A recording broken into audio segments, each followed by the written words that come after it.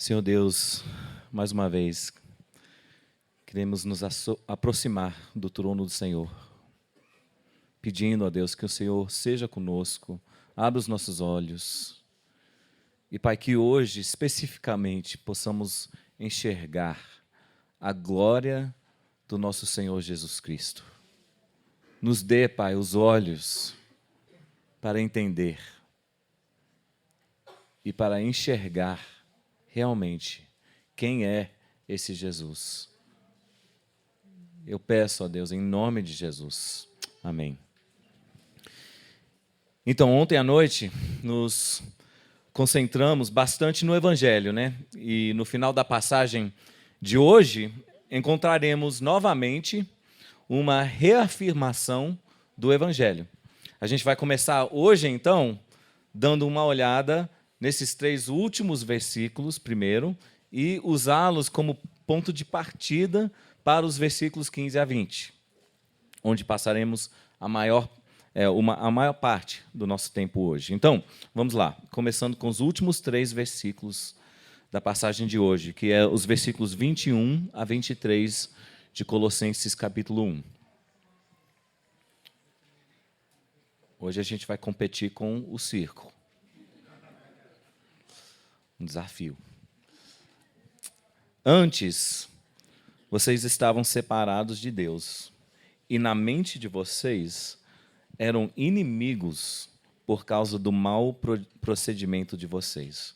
Agora, não sei se vocês já perceberam, isso já é aquilo que a gente viu ontem, não é? Qual era a nossa condição antes? Separado de Deus, inimigos de Deus em nossas mentes, ou seja, desqualificados.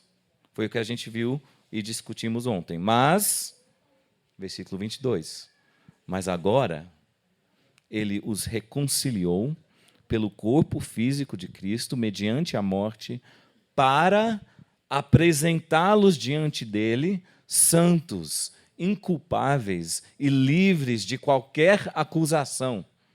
Lembra de ontem? Ou seja, transportados para o reino do seu Filho amado. Lembra? Resgatados das trevas, né? E transportados aqui. A mesma ideia aqui. Desde que continuem alicerçados e firmes na fé, sem se afastarem da esperança do Evangelho que vocês ouviram e que tem sido proclamado a todos os que estão debaixo do céu. Esse é o Evangelho do qual eu, Paulo, me tornei ministro. Então, você vê, o capítulo 1 inteiro, o alicerce é o Evangelho, né? Mas essa é a verdade da qual não devemos nos afastar. Essa é a esperança que é proclamada por todo o mundo e que deve ser preservada para toda geração. Mas, já falamos disso ontem. Portanto, é só isso que diremos sobre os versículos 21 a 23 hoje. Em vez disso, eu quero me concentrar no que considero ser o ápice dessa passagem, que responde a uma pergunta um pouco diferente para nós. E a pergunta é a seguinte: se fomos resgatados do domínio das trevas e transportados para o reino do seu Filho amado, quem é esse Filho amado? Agora, essa pergunta não é uma pergunta que o próprio Paulo faz em nossa passagem, mas é sim o fluir da passagem. Quem é esse Filho amado? Ou melhor ainda, você entende de quem é o reino para o qual você foi transportado? Sua nova autoridade. Quem é esse filho a quem, como muitos dos relatos, né, nos evangelhos, se maravilharam, até o vento e o mar o obedecem? Quem é esse que tem o poder de perdoar pecados? Quem é esse Filho amado? E essa pergunta é mais importante do que você imagina. É a diferença entre você, um mórmon, uma testemunha de Jeová e um muçulmano. Todos eles acreditam em Jesus. Todos eles. Mas quem é o Cristo em que eles creem? Faz diferença se ele é simplesmente um bom mestre, ou um profeta, um arcanjo, ou o próprio Deus? Sim. 1000% sim. Faz diferença enorme. E talvez nenhuma passagem da Bíblia descreva a pessoa de Jesus de forma mais vívida ou bela do que Colossenses 1, 15 a 20. Então, o que faremos hoje com o restante do nosso tempo é o seguinte: vou fazer 10 observações. Coloca o cinto de segurança aí, que a gente vai acelerar agora. Eu disse ontem que não há nada que a CH mais precise do que um lembrete da absoluta suficiência e supremacia do Senhor Jesus Cristo. Vocês lembram? Bom, é isso que a gente vai receber hoje. E apesar de ter 10 observações, fique tranquilo que não vou demorar mais do que o normal. Então vamos lá. Quem é esse Jesus? Quem é esse Filho amado? Vamos ler a passagem inteira, começando com o versículo 15. Ele é a imagem do Deus invisível, o primogênito de toda a criação, pois nele foram criadas todas as coisas nos céus e na terra, as visíveis e as invisíveis, sejam tronos ou soberanias, poderes ou autoridades, todas as coisas foram criadas por ele e para ele. Ele é antes de todas as coisas, e nele tudo subsiste. Ele é a cabeça do corpo, que é a igreja. É o princípio e o primogênito dentre os mortos, para que em tudo tenha a supremacia. Pois foi do agrado de Deus que nele habitasse toda a plenitude, e por meio dele reconciliasse consigo todas as coisas, tanto as que estão na terra quanto as que estão nos céus, estabelecendo a paz pelo sangue derramado na cruz. Gente, é uma passagem que quase não precisa pregar, é só ler. Mas eu vou fazer 10 observações. Jesus é a imagem do Deus invisível. Nós sabemos que Deus não pode ser visto, né? Não podemos ver Deus como Ele é com nossos olhos físicos, simplesmente pelo fato de que Deus é um espírito e, portanto, por sua própria natureza, um Deus invisível, como ele diz aqui. Jesus diz à mulher samaritana que Deus é espírito e é necessário que os seus adoradores o adorem em espírito e em verdade. Essa é a natureza de quem Deus é. Mas ainda assim, logo de cara, vemos que em Jesus temos algo além da compreensão, porque nele temos a imagem do Deus invisível. A palavra traduzida como imagem refere-se a uma semelhança ou uma representação de algo visível. E sabemos que isso não se trata de aparência, né? Porque estamos falando de uma imagem de alguém que é espírito, em sua própria essência. Então, qual é a essência daquele que é espírito? Como é Deus? Qual é o seu caráter, sua vontade? Quais são os seus atributos? Você quer saber? Olhem para a imagem. Jesus é tudo o que o Pai é, toda a virtude, todo o poder, toda a glória, todo o valor, tudo.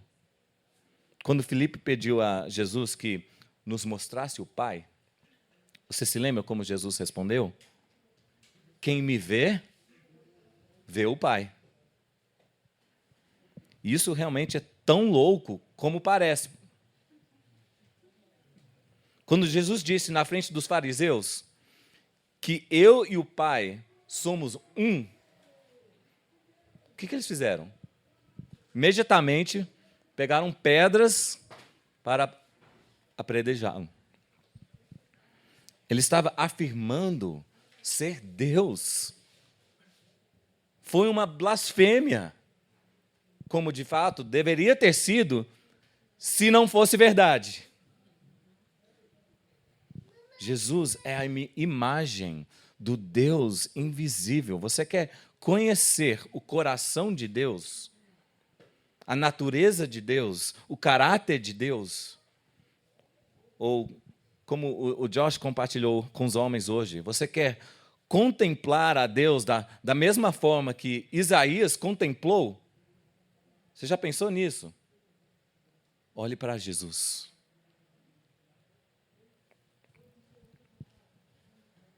Jesus é o resplendor da glória de Deus e a expressão exata do seu ser. Hebreus 1:3. Ou nas palavras de Paulo aqui, ele é a imagem do Deus invisível. Número 2. Jesus é o primogênito de toda a criação. Versículo 15b. Agora, à primeira vista, quase parece que Paulo retira o que ele acabou de dizer, não é? Tipo, Jesus é a própria imagem de Deus, mas não se empolguem muito, porque ele ainda é o primogênito de toda a criação. Ou seja, ele ainda faz parte da criação. É isso que algumas pessoas argumentam. As testemunhas de Jeová, por exemplo. Eles adoram esse versículo. Está vendo? Está escrito aí mesmo que Jesus é apenas um ser criado em uma série de outros seres criados. Ele é o primeiro, o primogênito. Mas ele não pode ser Deus, porque ele é, no final das contas, meramente o primogênito dos seres criados. Na mente deles é como se estivesse falando sobre um bloco de madeira. A madeira faz parte daquilo que chamamos de um bloco de madeira. Da mesma forma, primogênito de toda a criação, então, ele faz parte daquilo que chamamos de criação. Esse é o argumento, essa é a lógica. Mas será que essa lógica funciona? Funciona aqui? O técnico de uma equipe de futebol, ele faz parte da equipe da mesma forma que a madeira faz parte do bloco? De forma alguma. Quando a gente fala técnico de uma equipe, a gente não quer dizer que ele é um jogador da equipe. Eu fui o técnico do time de basquete do meu filho mais velho, Josiah, por 1 ano. Sim, eu fui técnico de basquete. Pode rir. Mas é verdade. Mas como técnico do time, eu fiz parte do time como jogador? De jeito nenhum. O técnico, ele é separado da equipe como alguém que está acima da equipe. Mas, no final das contas, isso não passa de uma disputa de palavras, né? A gente podia ter essa disputa o dia todo. A questão é, existe algo objetivo, algo definitivo no próprio texto que possa nos ajudar a entender o significado do texto? Com certeza. Então, deixa eu te falar, vocês querem ser estudantes astutos da palavra de Deus? A resposta é sim. Apenas uma coisa que você precisa aprender a fazer: ler. E eu não estou tentando ser espertinho, nem denegrir pessoas que discordam na interpretação desse texto. Mas precisamos entender que Deus se revelou a nós por meio de palavras. As palavras são unidas em frases. E as frases são unidas em proposições. E as proposições são unidas para fazer declarações e argumentos que são coerentes e lógicos em seu próprio contexto. É assim que a linguagem funciona. Então, talvez eu não precise gastar tempo para ilustrar essa ideia, mas, gente, isso é importante. Então, eu vou gastar tempo com isso. Então, eu pausei, isso é só uma ilustração. Eu pausei no meio do meu preparo para fazer um experimento. Eu pensei, o que aconteceria se eu percorresse todas as minhas mensagens, sabe? Uma como que fala isso? Rolar, através das mensagens todas. Com a Jéssica, escolhesse uma mensagem assim, aleatoriamente, e lesse essa mensagem, sem nenhum contexto, para vocês. O que a mensagem significaria para vocês aqui? Aqui está o resultado. Dei uma rolada, né, nos textos e parei nessa. Sério mesmo. Eu vou matá-lo. Então, diga-me, sem contexto nenhum, do que eu estava falando. Eu vou matá-lo. Quem é ele? Alguns estão pensando, Josiah. E por que eu quero matá-lo? Eu estou sério ou estou sendo sarcástico? O que vocês acham? Talvez seu primeiro pensamento tenha sido que eu estava bravo com um dos meus filhos e eu disse sarcasticamente, né? Eu vou matá-lo. Ou talvez alguém no trabalho, ou algo do tipo, né? Ou talvez você não me conheça tão bem. E, de fato, eu realmente sou um assassino.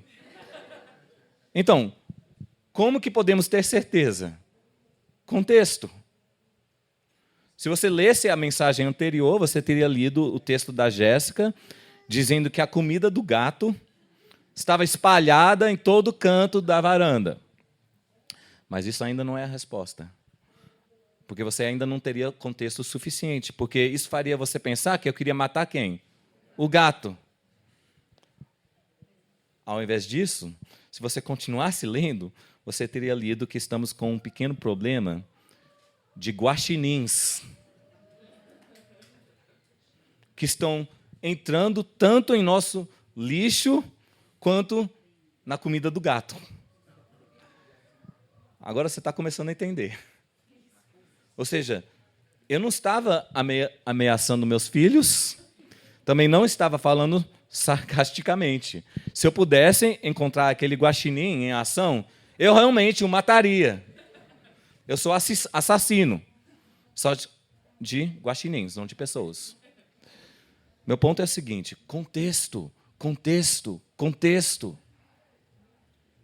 É assim que a linguagem funciona. Então, por que eu gastei tanto tempo com essa ilustração? Porque não podemos tratar a Bíblia como se ela fosse um livreto cheio de frases de efeito. Ela é uma coleção de livros contendo cartas, poemas, narrativas, escritas para ocasiões específicas. E não somos nós que decidimos o que as coisas significam. O autor, Deus, é quem decide. E o nosso trabalho é tentar entender o que Ele quer dizer. Portanto, Jesus é o primogênito de toda a criação. O que o próprio texto nos diz sobre isso? Eu ouvi o irmão aqui, Luiz Fernando, falar. Versículo 16, né? Pois, aqui vem a explicação. Nele foram criadas todas as coisas nos céus e na terra, as visíveis e as invisíveis, sejam tronos ou soberanias, poderes ou autoridades, todas as coisas foram criadas por Ele e para Ele. Você está vendo a explicação? Ele é o primogênito de toda a criação, porque todas as coisas foram criadas nele, por Ele e para Ele.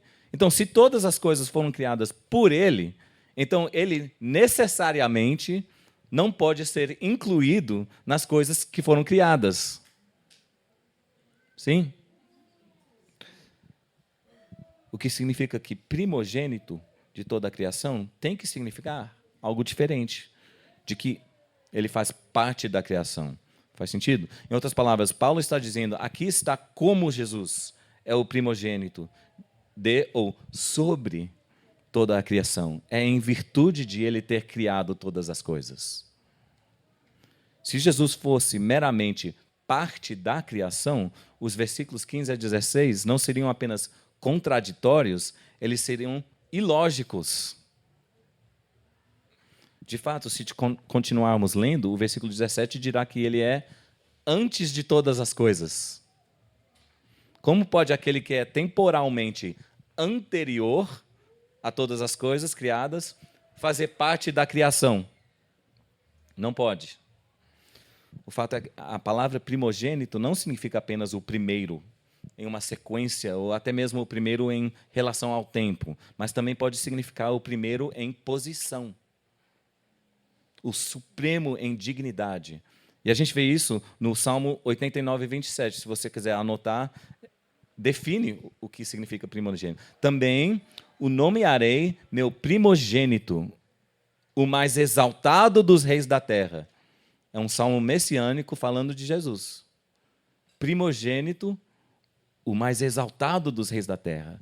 Portanto, nesse caso, primogênito significa aquele que tem o status mais elevado e exaltado, o mais alto em posição, supremo em dignidade. E tem que significar isso, porque o contexto dita os limites do que pode significar. Sim, Jesus se tornou carne em meio à sua criação. Mas não é disso que esse texto está falando. O ponto aqui é claro, Jesus é o primogênito de toda a criação, como aquele que reina sobre ela. Portanto, Jesus é a imagem do Deus invisível. Jesus é o primogênito de toda a criação. 3, Jesus criou todas as coisas. Já tocamos nesse ponto, né, mas ainda merece ser destacado. Paulo é extremamente específico sobre a extensão da contribuição criativa de Cristo.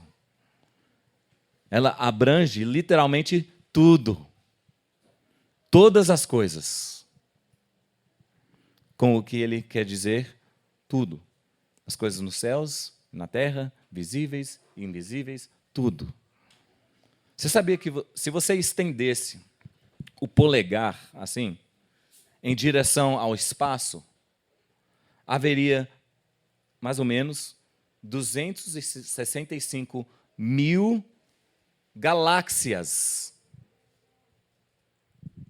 por cada espaço do tamanho do seu polegar. 265 mil galáxias. 1/4 de milhão de galáxias para cada parcela do céu do tamanho de uma unha. E aqui está o que Paulo acabou de dizer. Tudo, desde essas 265 mil galáxias, a bilhões de anos-luz de distância, cobertas pela sua unha do polegar, até as trilhões de moléculas invisíveis de oxigênio que você inspira a cada respiração. Tudo isso, do pequeno ao maior, foi concebido e criado por Jesus. E isso inclui também os tronos, soberanias, poderes, autoridade, todos eles foram criados por Cristo. Você está começando a ter uma noção? Esse é o meu ponto. Uma noção de quem é o reino para o qual você foi transportado como cristão? Aquele que é a imagem do Deus invisível, o primogênito de toda a criação, o criador de todas as coisas e, 4, Jesus é aquele para quem todas essas coisas criadas existem. Todas as coisas foram criadas por Ele e para Ele. E esse ponto vai ser bem curto também. Mas tudo tudo que existe para que Jesus seja glorificado, louvado, desfrutado para sempre. Ele é a razão, o objetivo, a meta, a intenção, o ponto, o propósito, o fim, a consumação e o ponto culminante de cada coisa que respira e se move. E também as coisas que não respiram e não se movem. Tudo que existe, existe para Ele. Como que você se sente sobre essa verdade? Você sente prazer em saber que você não é o centro do universo, mas que Ele é? e que isso é algo bom, que os planetas se mantêm em órbita quando o Sol está no meio do sistema solar, sabe? Jesus é a imagem do Deus invisível, o primogênito de toda a criação, o Criador de todas as coisas, aquele para quem todas as coisas existem. 5. Jesus existia antes de todas as coisas. Novamente, já tocamos nesse ponto, então esse também será breve, mas nunca houve uma época em que Jesus não existisse. Inclusive, esse é outro motivo pelo qual os fariseus queriam apredejar Jesus.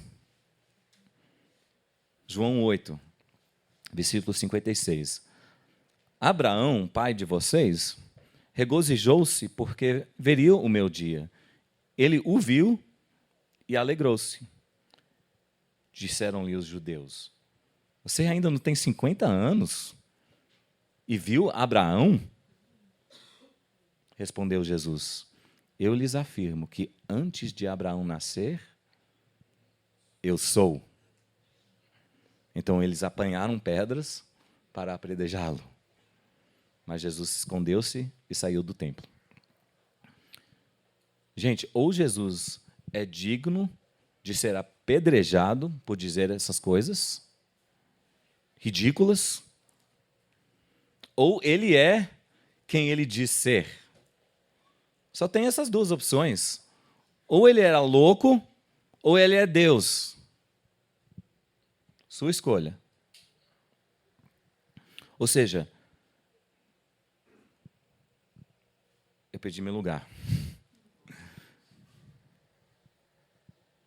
Se ele é quem ele diz ser, então, antes de Abraão nascer, eu sou.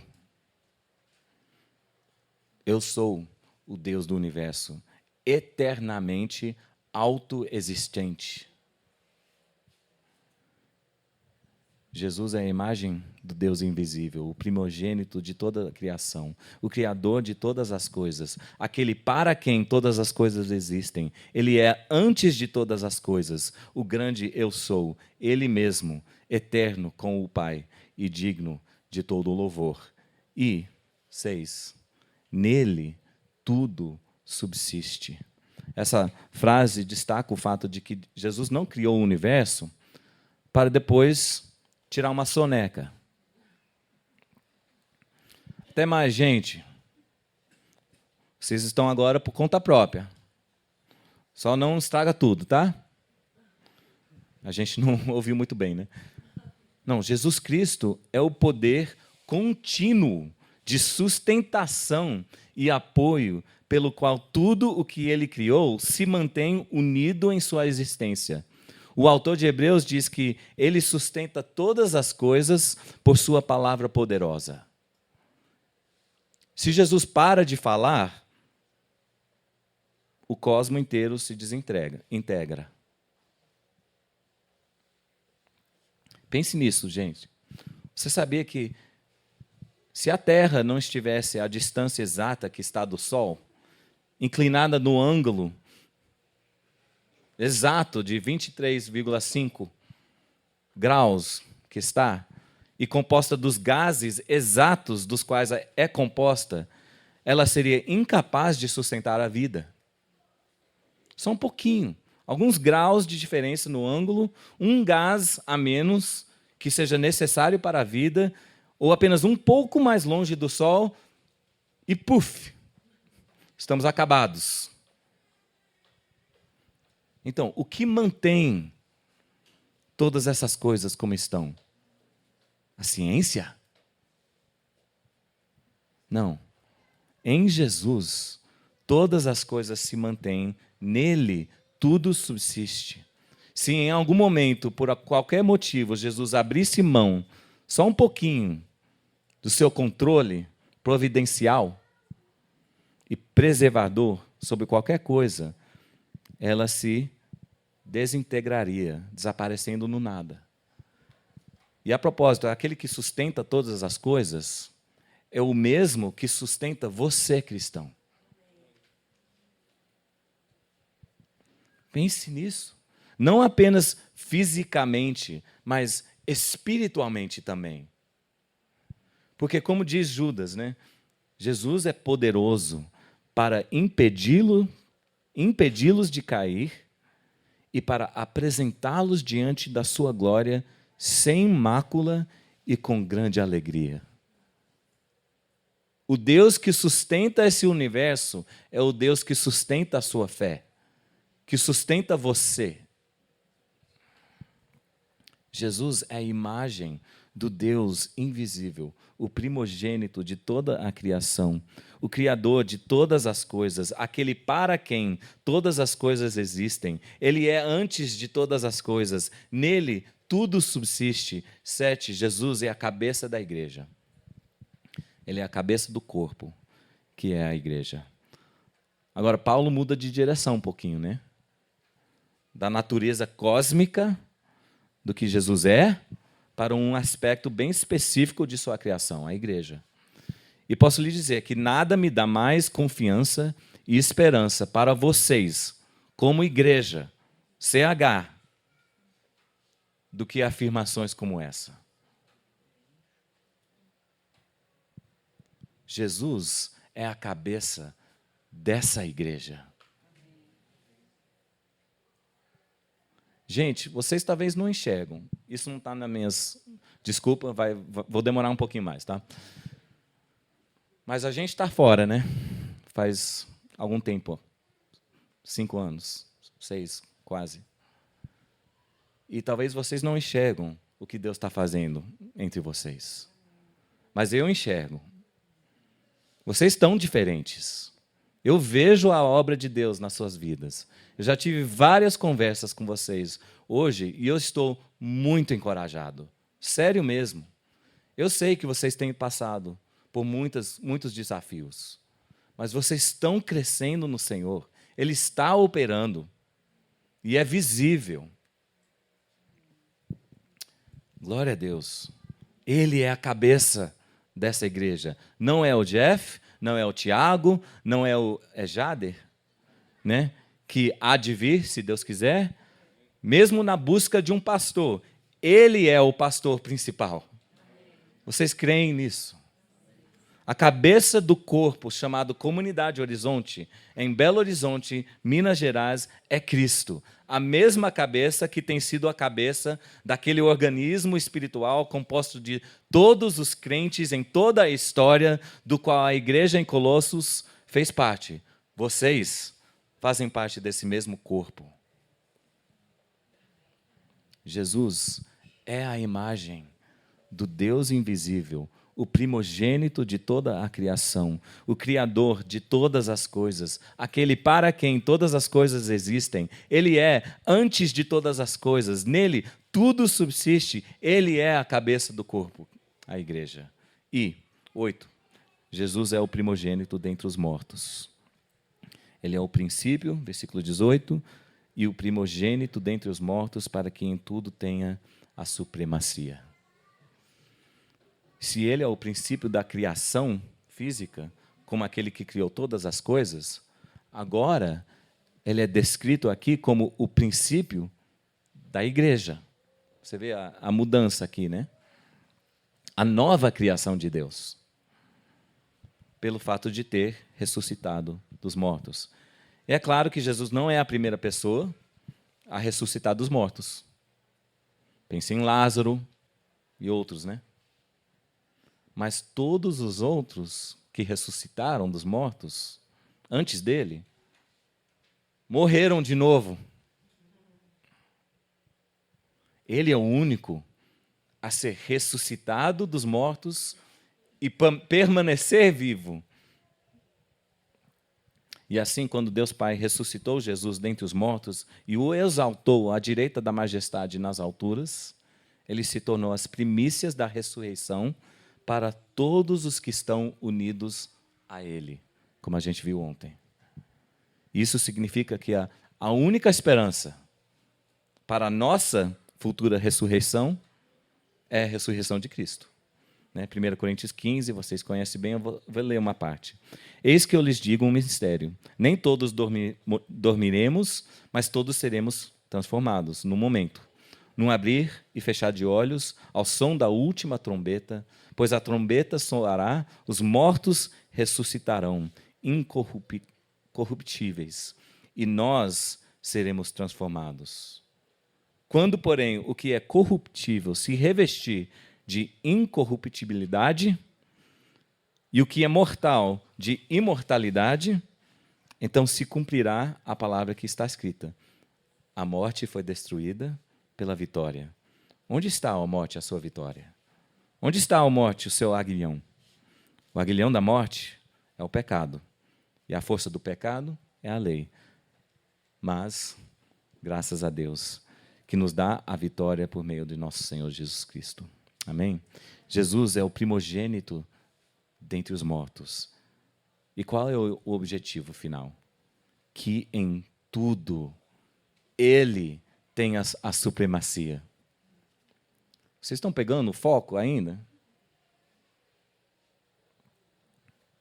Jesus é a imagem do Deus invisível, o primogênito de toda a criação, o Criador de todas as coisas, aquele para quem todas as coisas existem. Ele é antes de todas as coisas. Nele tudo subsiste. Ele é a cabeça do corpo, o primogênito dentre os mortos. De fato, número 9, Jesus é Deus. Versículo 19. Pois foi do agrado de Deus que nele habitasse toda a plenitude de Deus. É claro que isso já ficou mais do que implícito, mas esse versículo dá um passo adiante, né? Quando Deus, o Filho, se tornou carne, a plenitude da natureza divina se fez carne, mas sem deixar de ser divina. O divino e o humano se uniram na única pessoa de Jesus Cristo. Paulo diz literalmente que isso foi do agrado de Deus. Em outras palavras, é pela boa vontade de Deus Pai que a plenitude da natureza divina habita em Cristo. Jesus é aquele em quem se encontra tudo o que pode ser conhecido de Deus. Esse ponto foi bem curto. Jesus é a imagem do Deus invisível, o primogênito de toda a criação, o Criador de todas as coisas. Eu quero que vocês sentem o que está acontecendo aqui nesse texto.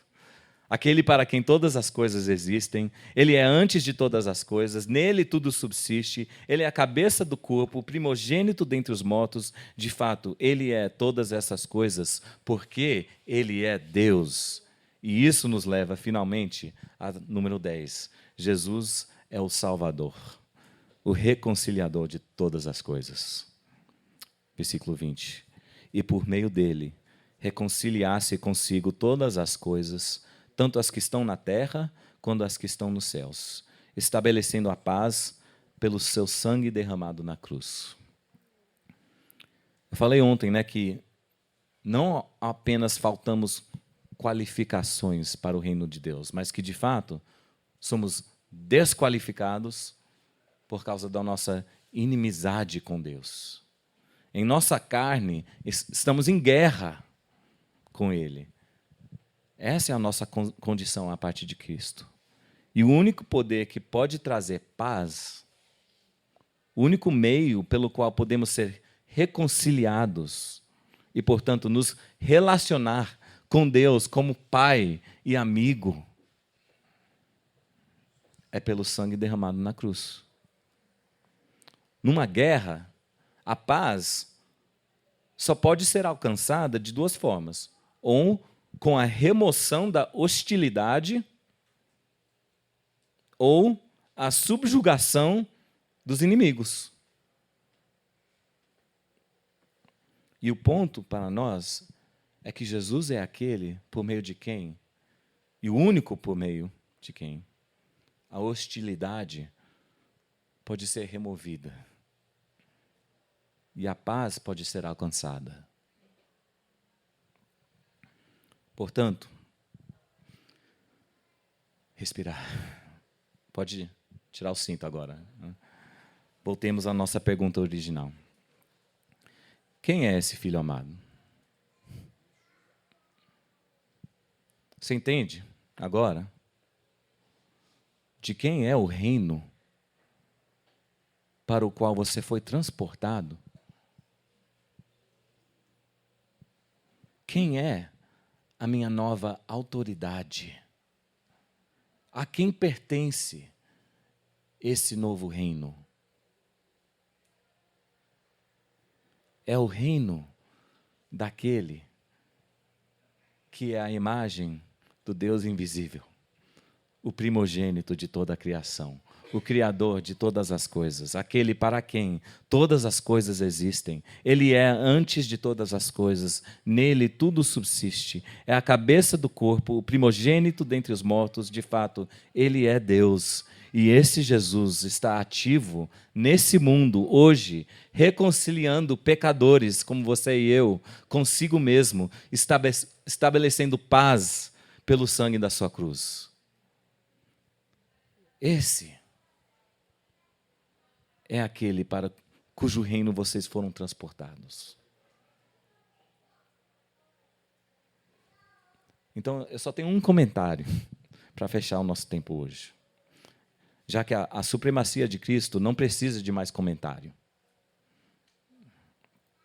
Eu vou encerrar simplesmente com o seguinte.